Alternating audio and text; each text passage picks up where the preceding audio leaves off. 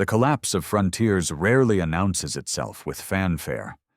More often, it arrives as a series of small ruptures that cascade into catastrophe before anyone fully comprehends what is happening. In the autumn of 438, along the northernmost reaches of what had once been considered an impregnable defensive line, precisely such a collapse began to unfold.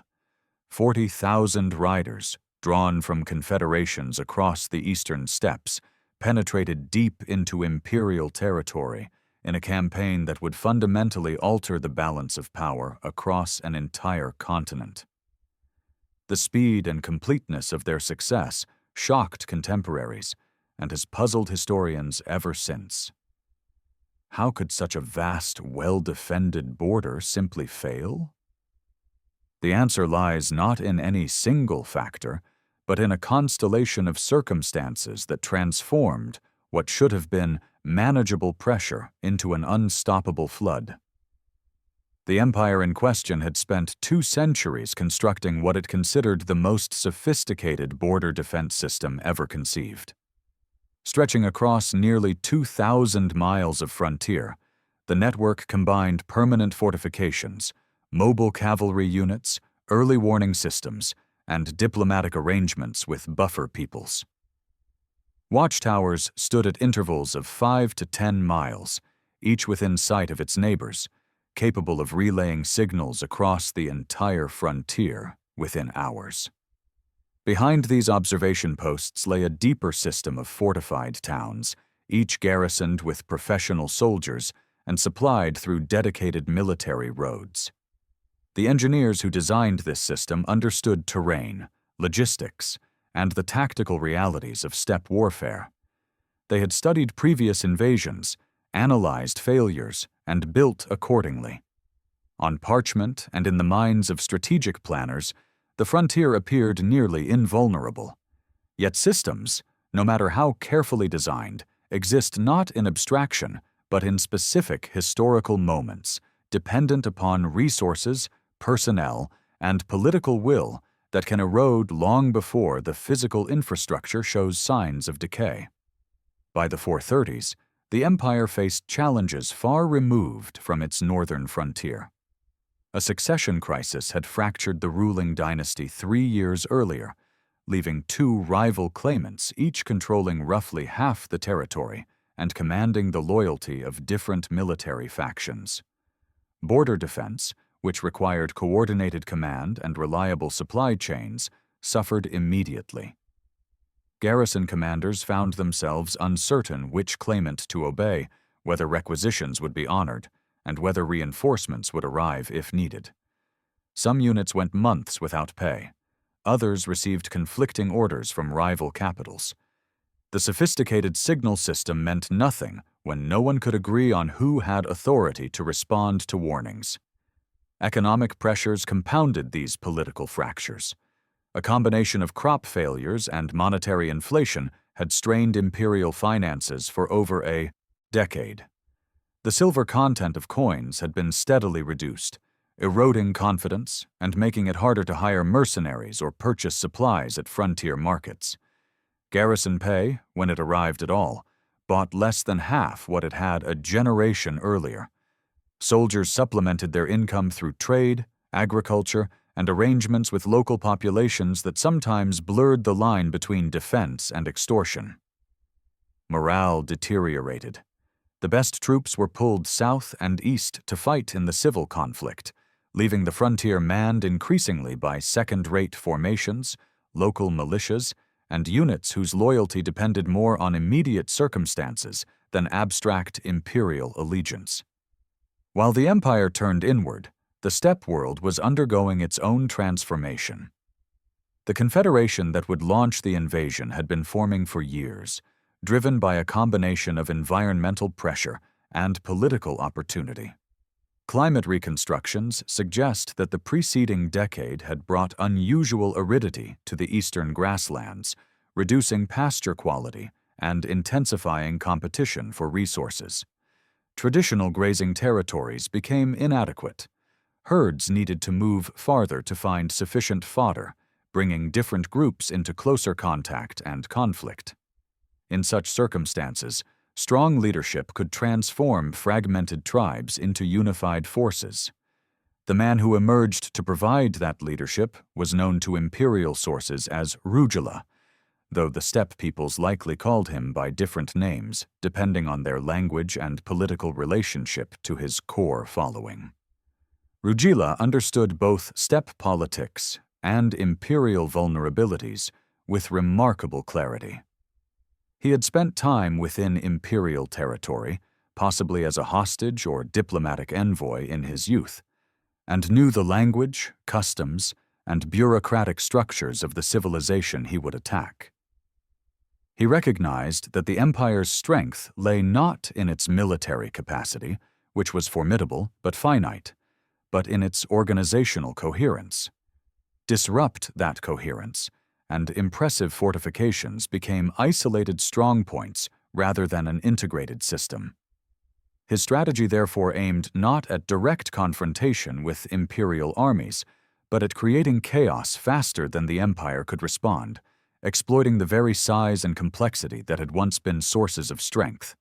The confederation he assembled represented a diplomatic achievement as impressive as any military operation.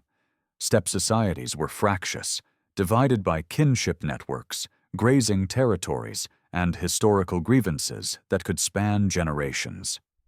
Uniting them required more than charisma or martial reputation.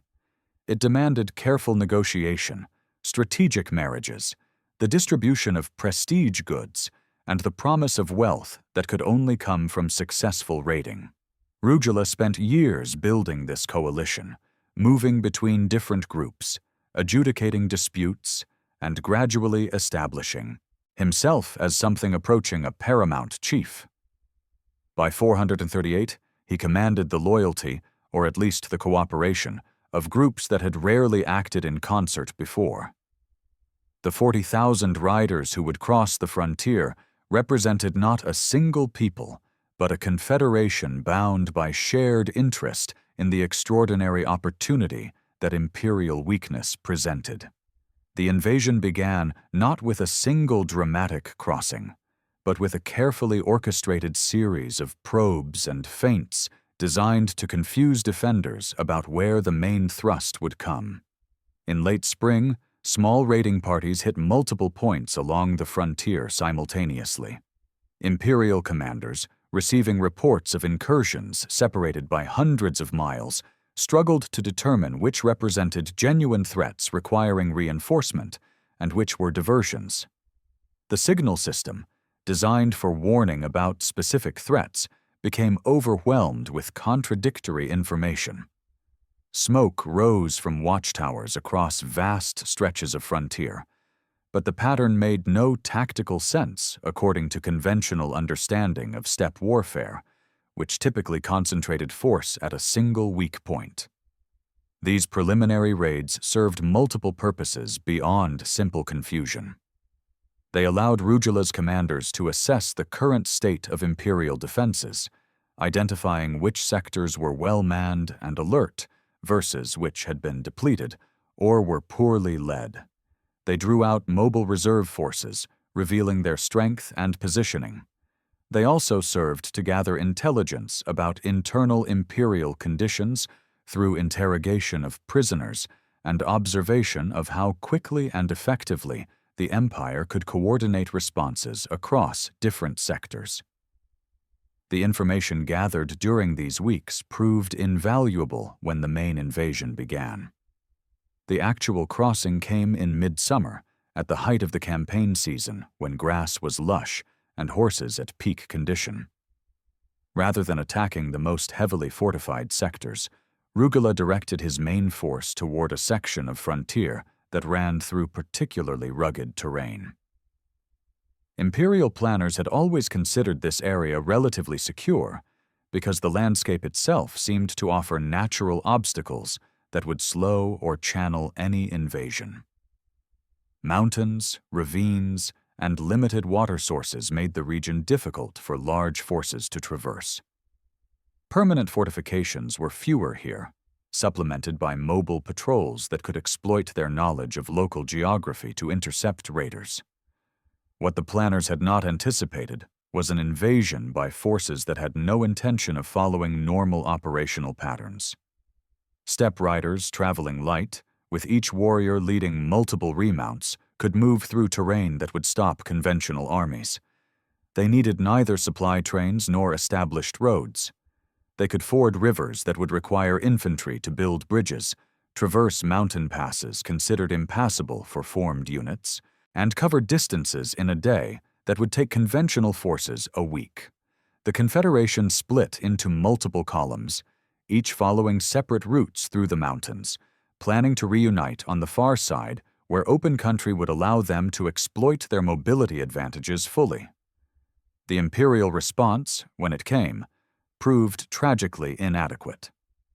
The garrison commander in the threatened sector sent urgent requests for reinforcements, but these had to pass through a chain of command fractured by civil conflict. The eastern claimant, who nominally controlled this region, was engaged in delicate negotiations with several frontier lords whose loyalty was uncertain. Stripping forces from other sectors to defend the frontier risked weakening his position in the succession struggle. His rival to the west saw an opportunity rather than a threat. If the invasion devastated his opponent's territory, it would weaken his rival's position. There were even suggestions, never proven but persistent in later accounts, that some imperial officials had provided intelligence to the invaders, hoping to use the crisis to political advantage. By the time reinforcements actually moved toward the frontier, the invasion was already cascading out of control. The mountain crossings, initially thought to be the most dangerous phase of the operation, had been accomplished with minimal resistance. Local militias, encountering advance elements of the invasion, had in some cases simply melted away, unwilling to risk their lives for an empire that seemed increasingly abstract and distant. A few garrison towns mounted serious defenses, but these were bypassed rather than besieged. The Steppe Confederation had no interest in reducing fortifications. Their objective wasn't territorial conquest, but movable wealth, and the rich agricultural plains beyond the mountains offered abundant targets. The speed of the invasion shocked those who witnessed it. Contemporary accounts, admittedly written by traumatized survivors and often rhetorically exaggerated, describe the riders appearing seemingly everywhere at once. Villages that had no warning found themselves surrounded. Towns that had sent scouts to monitor the frontier received no intelligence before raiders arrived at their gates. The Confederation operated in multiple columns that maintained communication through an efficient system of mounted messengers while remaining widely separated geographically. This dispersion maximized the area they could plunder while making it nearly impossible for Imperial forces to engage the entire invading army in a single battle.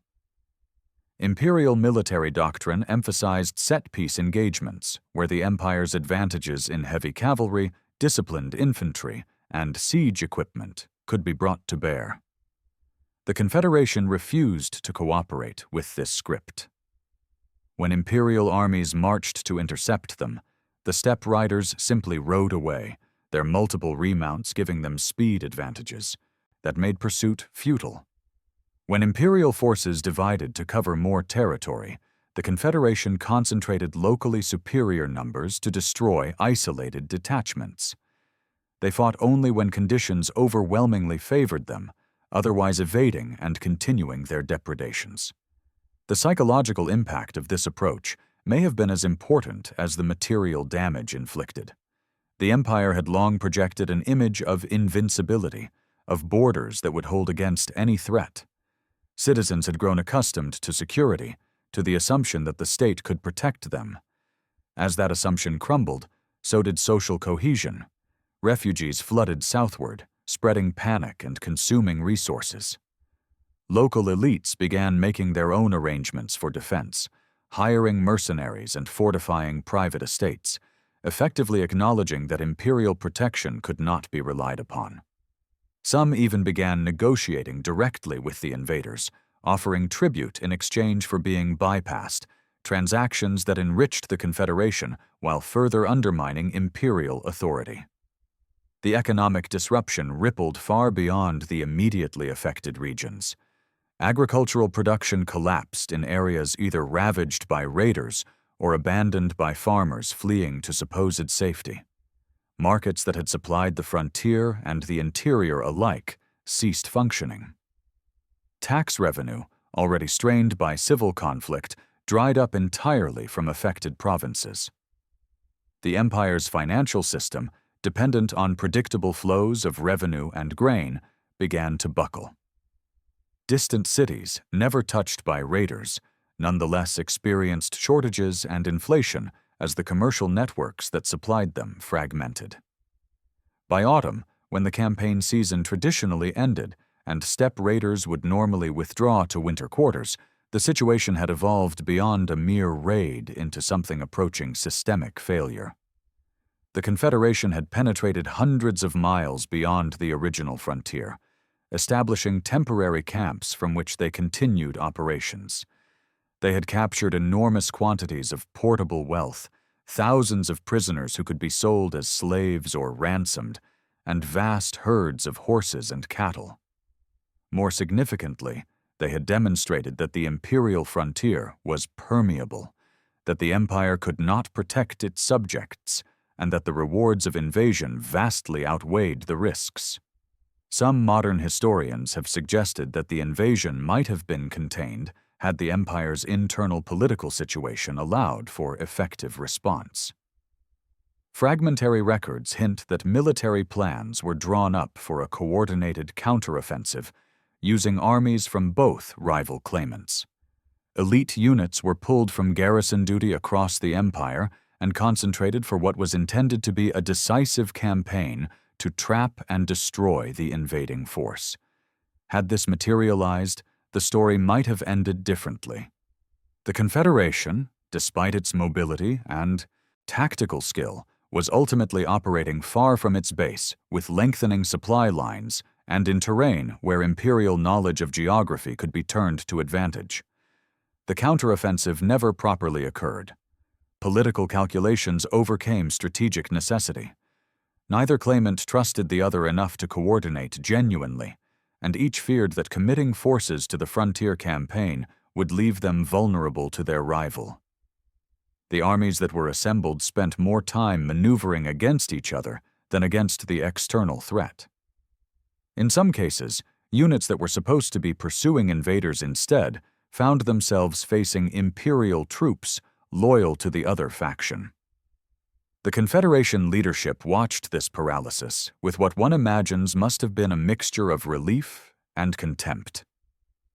By the time winter arrived, and the main body of raiders finally withdrew across the frontier, laden with plunder and driving long columns of captives and animals before them, the damage had been done. The frontier, as an effective barrier, no longer existed. Some fortifications still stood, some garrisons remained at their posts, but the integrated system that had made the border defensible was shattered. More importantly, the psychological barrier had been broken. Both the empire's subjects and its neighbors now understood that the border could be crossed with relative impunity, that imperial power was less absolute than it had seemed.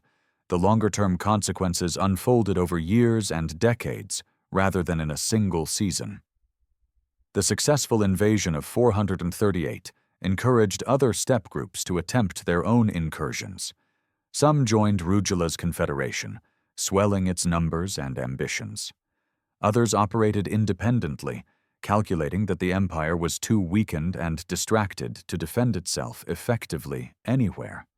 A pattern established itself where each raiding season brought fresh incursions, each successful penetration encouraging more. The frontier, never fully restored to its former strength, became increasingly porous. Imperial attempts to restore the situation foundered on the same political and economic problems that had enabled the disaster in the first place. The succession conflict dragged on for years, eventually resolved not through decisive victory, but exhaustion and compromise that left the empire weaker than either faction would have been individually. Resources that might have gone to frontier reconstruction were consumed by the costs of civil war. Military units that might have been deployed to restore border security remained tied down by internal policing duties or factional conflict. The empire entered a vicious cycle where weakness bred further attacks, which consumed resources that might have restored strength, leading to yet more weakness. Demographics shifted in profound ways. The frontier provinces, once prosperous and densely populated, saw massive population losses through a combination of direct mortality, enslavement, and flight.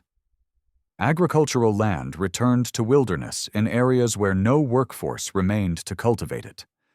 Towns that had been commercial hubs became ruins or shrank to fortified shadows of their former extent. The cultural landscape changed as surviving populations adapted to a reality where the state could not protect them, developing more militarized and localized social structures oriented toward self-defense rather than commercial prosperity. The economic geography of the empire underwent a fundamental reorganization. Trade routes that had connected the interior to frontier markets and beyond to the steppe world were severed or became too dangerous for regular use. Commercial networks reoriented toward regions that offered greater security, even if this meant longer distances and higher costs. Industries that had depended on frontier markets or on raw materials from beyond the border contracted or relocated. The fiscal system, unable to collect taxes from devastated provinces and facing extraordinary military expenses, resorted to increasingly desperate expedients, including further monetary debasement, confiscatory taxation in areas still under control, and sale of offices and titles that undermined the bureaucratic efficiency on which imperial administration depended. The Steppe Confederation that had launched the invasion underwent its own transformation. Success brought wealth and prestige to Rugila, allowing him to consolidate control over an even larger coalition of peoples.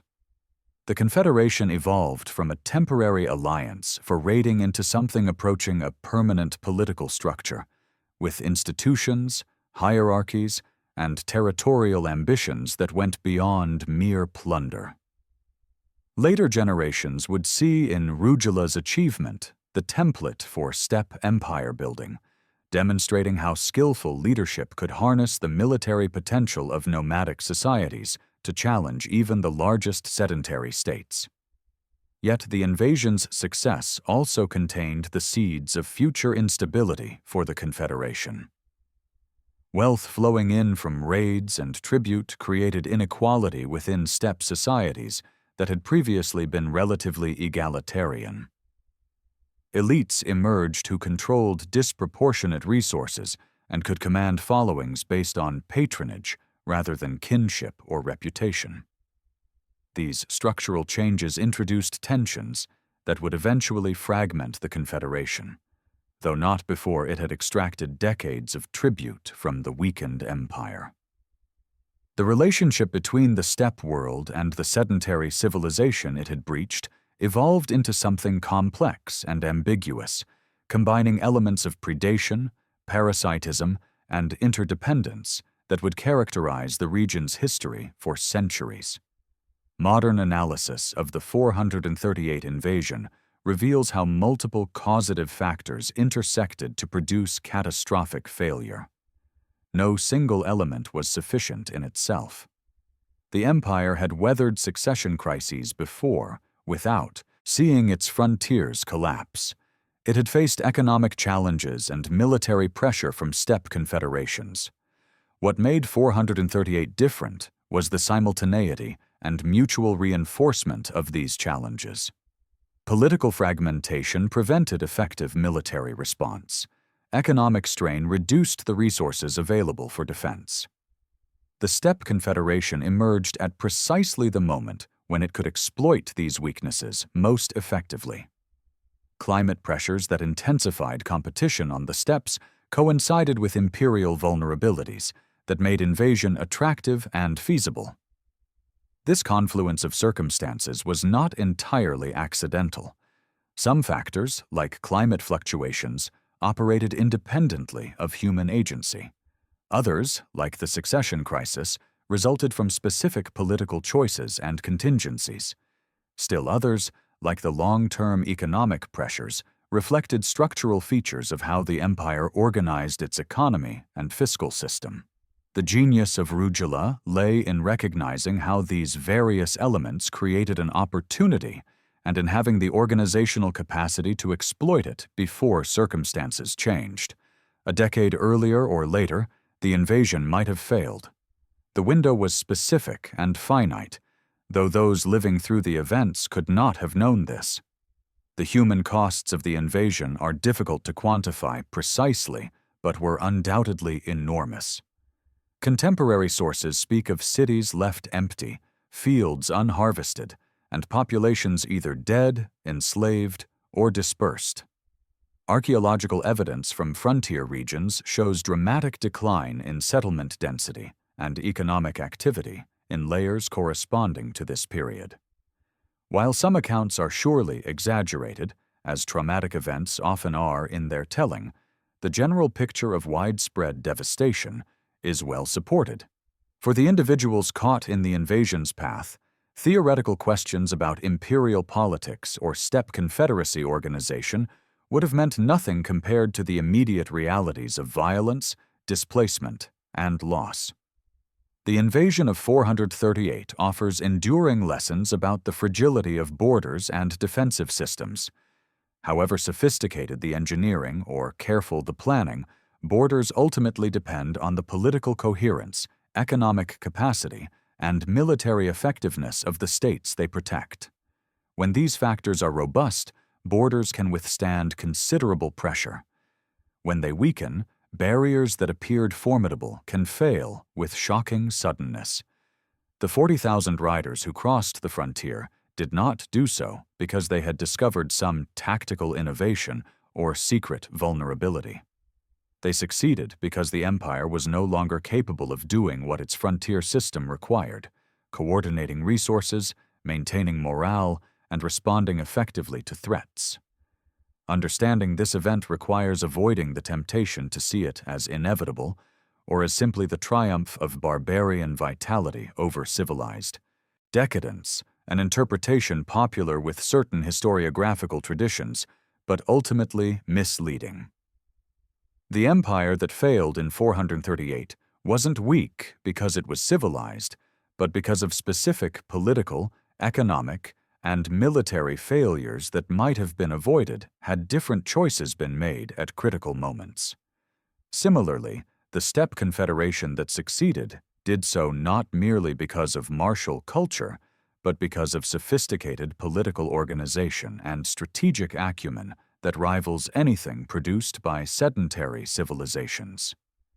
The events of 438 represent a specific historical moment when particular circumstances aligned to produce a particular outcome, not the playing out of some inevitable civilizational cycle.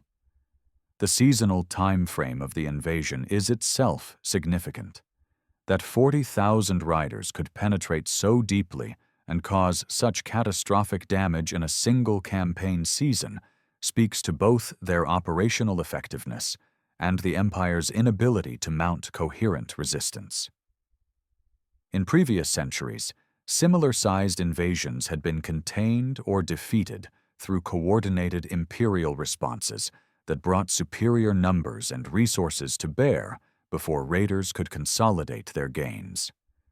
The speed with which the 438 invasion cascaded from border breach to systemic crisis indicates how completely the defensive system had degraded.